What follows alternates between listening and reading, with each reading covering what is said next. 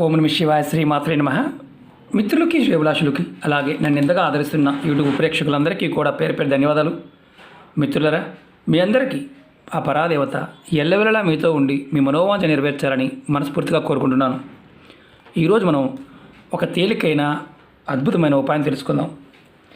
ఎంత కష్టపడినా అవసరాలకు తగ్గ డబ్బు రాకపోవడం, అలాగే ఇంట్లో కుటుంబ సభ్యులు, అలాగే స్నేహితులు, చుట్టుపక్కల ఉన్నవారితో ఎప్పుడు ఏదో ఒక గొడవ రావడం, మనం ఏ పని చేసినా మనకి ఉపయోగపడకుండా మన సలహాలు మిగతా వారికి ఉపయోగపడటం, అలాంటి సందర్భాల్లో ఆర్థికంగా అంటే మీరు కుటుంబ సభ్యులు అంటే అన్నదమ్ముల మధ్య, అక్క చెల్లెళ్ళ మధ్య, తల్లి పిల్లల మధ్య ధనానికి సంబంధించి గొడవలు రావటం, అంటే ఆస్తి తగాదాల దగ్గర నుంచి మీ దగ్గర ఉన్న ₹2, ₹3 గురించి కూడా గొడవలు రావటం, అలాగే ఇంట్లో భార్య కానీ భర్త కానీ ఒకరి మీద ఒకరు అంటే ఆర్థికమైన విషయాల్లో తోలనడటం, అంటే తిట్టుకోవడం, పిల్లల ముందు పిల్లలకి కంప్లైంట్ చేయటం, అంటే మీ అమ్మ ఇలా, మీ నాన్న ఇలా, ఇలాంటివి ఇవన్నీ జరుగుతున్నాయంటే చాలామంది ఏమనుకుంటారంటే మనం మాట వినడం లేదు,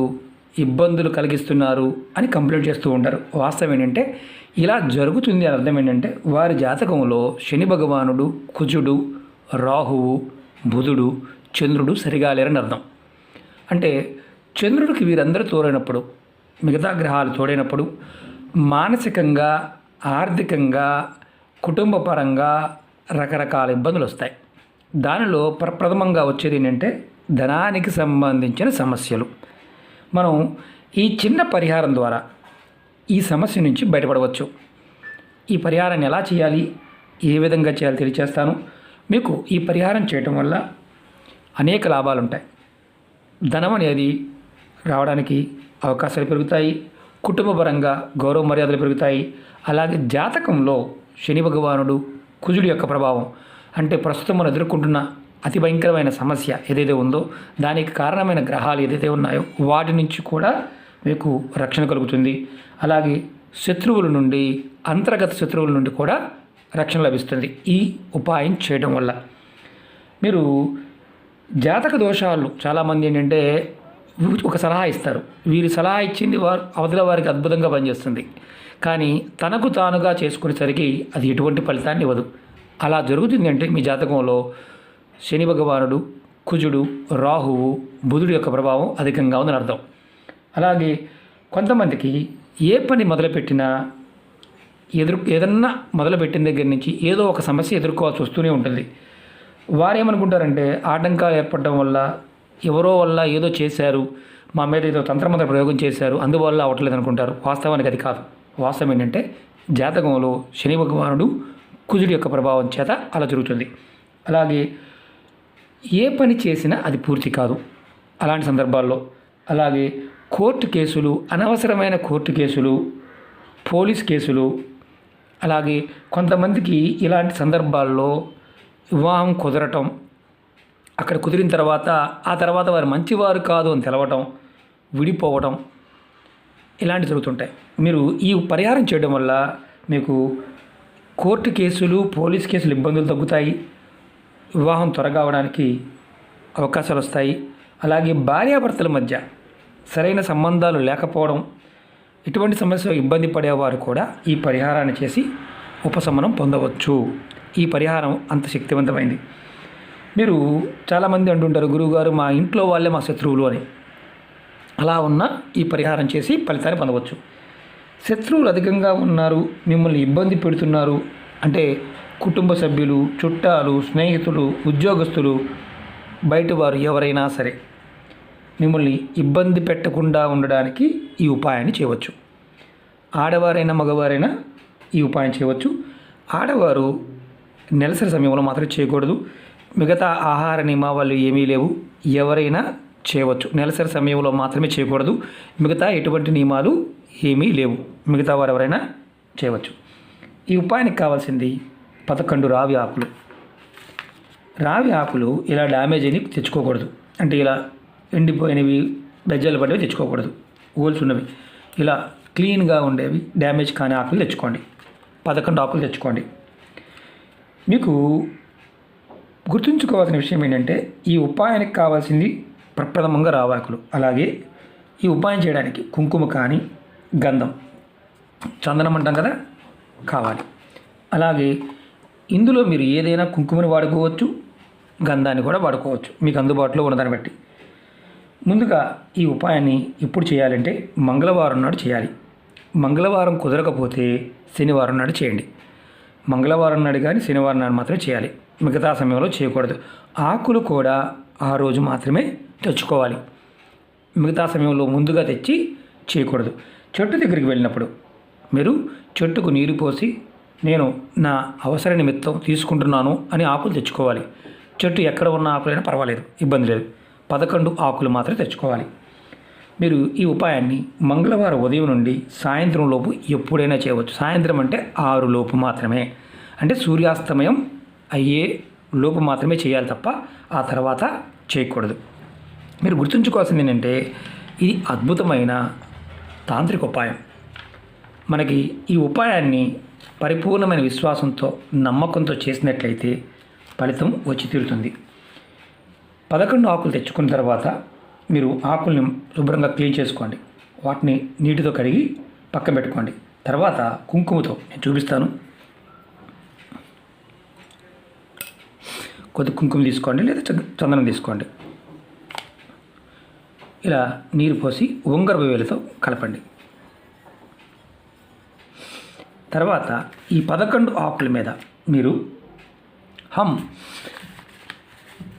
అనే అక్షరాన్ని రాయాలి.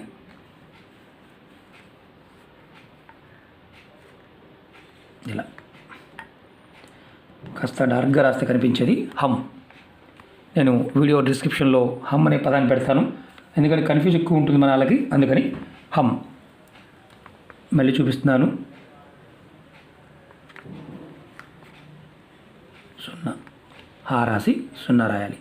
ఇలా హమ్ అనే అక్షరాన్ని 11 ఆకుల మీద రాయాలి, హమ్. ఇది రాసిన తర్వాత మీరు ఒకటి గుర్తుంచుకోండి, గంధంతో కానీ కుంకుమతో కానీ నీటిని కలిపి ఉంగరపు వేలుతో రాయాలి. ఉంగరపు వేలుతోనే రాయాలి, వేరే దేంతో కూడా రాయకూడదు. ఈ అక్షరం రాసే ముందు మీ మనసులో ఏదైతే మీరు ఇబ్బంది పడుతున్నారో సమస్యలు, అంటే ఆ సమస్య గురించి మీరు కోరుకోండి. ఏమని, ఇలా ఇబ్బంది పడుతున్నాను, ఆ ఇబ్బంది తీరిపోవాలి, అందుకోసం చేస్తున్నాను అని మీరు కోరుకొని అక్షరాన్ని రాయండి. తర్వాత ఈ ఆకుని మీరు కోరికలు చెప్పుకున్న తర్వాత ఈ ఆకుల్ని మీరు 11 ఆకుల్ని చేతులతో 2 చేతులతో ఇలా పట్టుకోండి. పట్టుకొని ఒక 5 నిమిషాల సేపు అమ్మవారి నామాన్ని తలుచుకోండి. అంటే దుర్గాదేవి కానీ లలితా పట్టాభిక కానీ, అంటే శ్రీమాత్రే నమః, ఓం శ్రీమాత్రే నమః అని ఒక 5 నిమిషాల సేపు నామాన్ని తలుచుకోండి. తర్వాత మీరు ఈ ఆకుల్ని మీకు దగ్గరలో ఏదైనా పారే నీళ్ళు వెళ్ళే అవకాశం, కాలువ కానీ చెరువు అలుగు కానీ నది కానీ అవకాశం ఉంటే, బయటికి వెళ్ళే అవకాశం ఉంటే దీన్ని తీసుకువెళ్ళి 11 ఆకుల్ని నీళ్ళల్లో వదిలేయండి. మీకు అవకాశం లేకపోతే ఆవు పిడక, మనకి ఆన్లైన్లో కూడా దొరుకుతాయి పిడకలు, ఆవు పిడకలు దొరుకుతాయి ఇలాంటివి. వీటి మీద కర్పూరాన్ని వేసి, మామూలు కర్పూరం వేసుకోవచ్చు, పచ్చకర్పూరం అవసరం లేదు, కర్పూరాన్ని పెట్టి కర్పూరాన్ని వెలిగించి ఈ 11 ఆకుల్ని ఆ కర్పూరం మీద పెట్టండి. అంటే ఇవి ఆకు పెట్టిన తర్వాత వెలిగించే ముందు గుర్తుంచుకోండి, మీ కోరిక చెప్పుకొని వెలిగించండి. ఇది మీరు ఇంటి బయట ఎక్కడైనా చేయవచ్చు. అవకాశం ఉన్నవారే చేయండి, అవకాశం లేని వారు చేయవద్దు. అవకాశం వచ్చే వరకు వెయిట్ చేయండి. అలాగే ఈ 11 ఆకుల మీద మనం గుర్తుంచుకోవాల్సింది ఏంటంటే మన కోరిక చెప్తూ దాని మీద వేయాలి. తర్వాత మీకు నీళ్ళల్లో వేసే అవకాశం ఉంటే నీళ్ళలో వదిలేయండి. మీరు ఆ రోజునే చేయాలంటే ఆ రోజునే చేయాలి. మంగళవారం నాడే ఆ పూర్తి అయిపోయిన తర్వాత మీరు దీన్ని ఇలా వెలిగించాలి. లేదు మాకు నీళ్ళు వెళ్ళే అవకాశం లేదండి అంటే చేయమాకండి. నీళ్ళు వెళ్ళే అవకాశం ఉంది అలాగని చెప్పి డ్రైనేజీల్లో మాత్రం వదలమాకండి. పంట కాలువలు కానీ ఇలాంటి వాటిలో వదలండి, లేదంటే ఇలా పిడక మీద వేసి కాల్చండి. మీరు ఇది చేసిన తర్వాత మీరు గుర్తుంచుకోవాల్సింది ఏంటంటే ఈ ఆవు పిడక మీద కర్పూరము అలాగే నెయ్యి కూడా వేయవచ్చు. కర్పూరంతో పాటు నెయ్యి కూడా వేయవచ్చు, ఎందుకంటే ఆకులు పచ్చిగా ఉంటాయి కాబట్టి పూర్తిగా కాలాల్సిన అవసరం కూడా లేదు. కాలిన తర్వాత ఈ ఆకులని ఏదైనా చెట్టు మొదల్లో ఏదైతే పౌడర్ వస్తుంది కదా చెట్టు మొదల్లో వేసేయండి. చెట్టు మొదల్లో వేయాలి. ఆవు పిడక చిన్నదైనా దాని మీద పెట్టి ఈ ఆకులు కాల్చండి. మొత్తం పూర్తిగా కాలాల్సిన అవసరం లేదు, వెలిగించాలి, అది గుర్తుంచుకోండి. తర్వాత మీరు గుర్తుంచుకోవాల్సింది ఏంటంటే ఈ ఆకుల్ని అంటే మీరు వెలిగిస్తున్నప్పుడు ఒక్కొక్కటి అలా వేయండి. అంటే కర్పూరం వేశారు, నెయ్యి వేశారు, ఒక ఆకు, కొంచెం కర్పూరం వేశారు, నెయ్యి వేశారు, మళ్ళీ ఒక ఆకు, అలాగే వేయండి. అలా వేస్తే ఆకులు త్వరగా కాలే అవకాశం ఉంటుంది. అలాగే ఈ విధంగా ఈ ఉపాయాన్ని నెలకొక్కసారి చేయండి. మీరు ఇలా 11 నెలలు చేయాలి. మీరు జాతకంలో చంద్ర ప్రభావం చేత ఏదైనా అంటే చంద్రుడు జాతకంలో బాగున్నప్పుడు మనోవికారాలు ఎక్కువగా ఉంటాయి. అలాగే మీరు ఈ ఉపాయం చేయడం వల్ల బుధుడు మీకు యోగిస్తాడు. ఈ ఉపాయం చేయడం వల్ల కుజుడు యోగిస్తాడు. ఈ ఉపాయం చేయడం వల్ల శని భగవానుడు యోగిస్తాడు. రాబోయే రోజుల్లో మనం చాలా ఇబ్బందులు ఎదుర్కోవాల్సిన అవకాశాలు ఉంటాయి. కాలంలో ఉన్న మార్పు వల్ల మనం భగవంతుడిని పట్టుకున్నప్పుడు, విశ్వసించినప్పుడు ఖచ్చితంగా ఆ సమస్య నుంచి బయటపడతాం. చాలామంది మిత్రులు, గురువుగారు, మా కుటుంబ సభ్యులు ఈ మహమ్మారి బారిన పడ్డారు, వారి కోసం అమ్మవారిని వేడుకోండి అని చెప్తున్నారు. మిత్రులారా, మీ అందరికీ ఒక మాట చెప్తాను. మీరందరూ కూడా మనసులో అందరూ బాగుండాలి, త్వరగా రికవరీ కావాలి అని అమ్మవారి నామాన్ని లేదంటే ఆంజనేయ స్వామి నామాన్ని స్మరించండి. హనుమాన్ చాలీసా చదవండి. మీరు ఆంజనేయ స్వామిని ఎంతగా పట్టుకుంటారో, అమ్మవారిని ఎంతగా మీరు ఆరాధిస్తారో మిమ్మల్ని సమస్యలు ఏమీ చేయవు. మీరు ధైర్యంగా ఉండండి. ఎందుకంటే ధైర్యమే ఇక్కడ చాలా అవసరం. ఇప్పుడున్న కాల పరిస్థితుల్లో రాహు భయపెడతాడు. ముందు మెస్మరైజ్ చేస్తాడు, ఏమీ లేదు అన్న భావాన్ని కలిగిస్తాడు. తర్వాత ప్రభావాన్ని చూపిస్తాడు. ఇప్పుడు కాలం ఉన్న పరిస్థితి, మనం ఇంకా దీనిని 2 నెలలు 3 నెలల కాలం ఇంకా గట్టిగా మనం ఎదుర్కోవాల్సిన అవకాశం ఉంటుంది. మనందరం కూడా ప్రకృతిని, పరాదేవతని వేడుకుందాం. ఖచ్చితంగా అమ్మవారు సమస్యల నుంచి మనల్ని బయటపడవేస్తుంది. ధైర్యంగా ఉండండి. ధైర్యంగా అందరికీ ధైర్యం చెప్పండి, భయపడవద్దు. ఆర్థికంగాను, మానసికంగాను, శారీరకంగాను, ఆరోగ్యపరంగా కూడా అమ్మవారు మీ అందరికీ ఖచ్చితంగా మంచి చేస్తుంది అని నమ్మి మనం చేయాలి. అమ్మవారు ఖచ్చితంగా చేస్తుంది. మనందరం కూడా మన ఇష్టదైవాన్ని, మన కులదైవాన్ని ఖచ్చితంగా స్మరించండి. మృత్యుంజయ మంత్రాన్ని స్నానం చేస్తున్నప్పుడు నీరు దోశలు ఇలా తీసుకొని చాలా వీడియోలు చెప్పాను. ఆ నీటిని అనుకొని మీరు చేసే నీళ్ళలో వేసుకోండి. ఇలా చేయడం వల్ల మీకు రక్షణ కలుగుతుంది. ఎందుకంటే అపోహలు పక్కన పెట్టండి. ఏదో జరిగిపోతుందని కాదు, ధైర్యం అనేది చాలా అవసరం. ధైర్యం మనకి సమస్య నుంచి బయటపడవేస్తుంది. ధైర్యం ఉన్న దగ్గర అన్నీ ఉంటాయి. కాబట్టి ధైర్యంగా నిర్ణయాలు తీసుకోండి, ఇబ్బంది లేదు. సేఫ్టీ పాటించండి. కంపల్సరిగా మీ కుటుంబం మీకు ఉందన్న విషయాన్ని గుర్తుంచుకోండి. కుటుంబాన్ని దృష్టిలో పెట్టుకోండి. మీరు సేఫ్టీ పాటించండి, మాస్కులు పెట్టుకోండి, శానిటైజ్. ఏమీ కాదులే అన్న ఒక మూఢనమ్మకం, అంటే ఒక రకంగా చెప్పాలంటే ఇదేం చేస్తుందిలే అని అనుకోవద్దు. ఎందుకంటే కాలాన్ని మనం గౌరవించాలి. కాలంతో పాటు వచ్చే సమస్యలకి మనం మోల్డ్ అవ్వాలి. కాలంతో పాటు మనం వెళ్ళడానికి ప్రయత్నం చేయాలి. అంతేగాని అదేమీ చేయదులే, ఇలా జరిగింది అలా జరిగిందని కాదు. మనం మార్చుకుంటూ వెళ్ళాలి, కాలంతో పాటు వెళ్ళాలి.